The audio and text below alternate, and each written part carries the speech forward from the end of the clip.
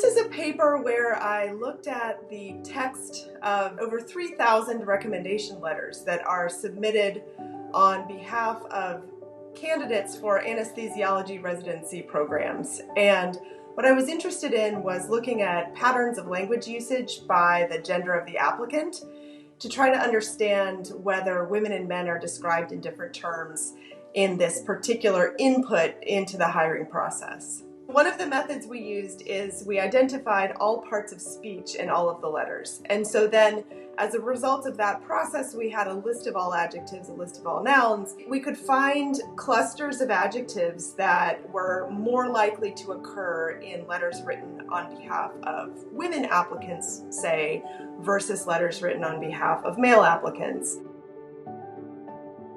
So some of the differences we found with respect to adjectives, for example, is we found that men were described more frequently as able and professional. Female applicants' letters, on the other hand, were more likely to contain compassion-type adjectives. So we found that the adjectives that appeared in women's letters were more often associated with these communal concepts, so caring for others, compassionate, whereas the adjectives in the male letters were more often associated with agentic concepts, and by that we mean achievement, excellence, technical skill.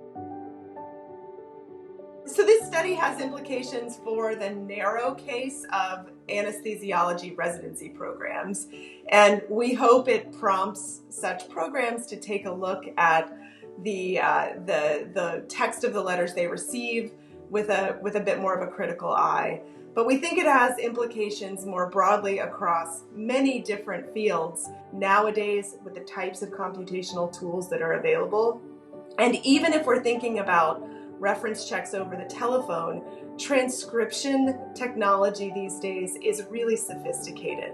And so it would be relatively easy for employers to set up systems to check both recommendation letter, text, and reference phone call transcripts for these types of gendered usage of language.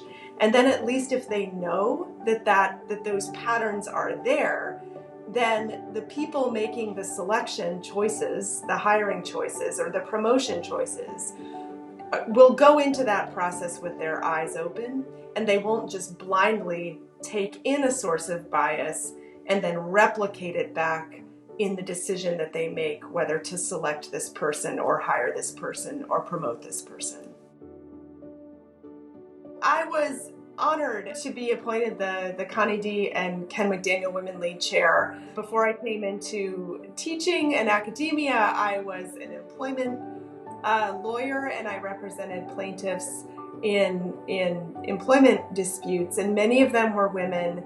Many of them were facing problems like sexual harassment and sex discrimination on the job. That experience has continued to influence my own research trajectory and my own research agenda now that I'm in academia. And I continue to focus on the inequities that face women and that face people of color and immigrants, and just other inequities and biases that pervade our society and pervade business.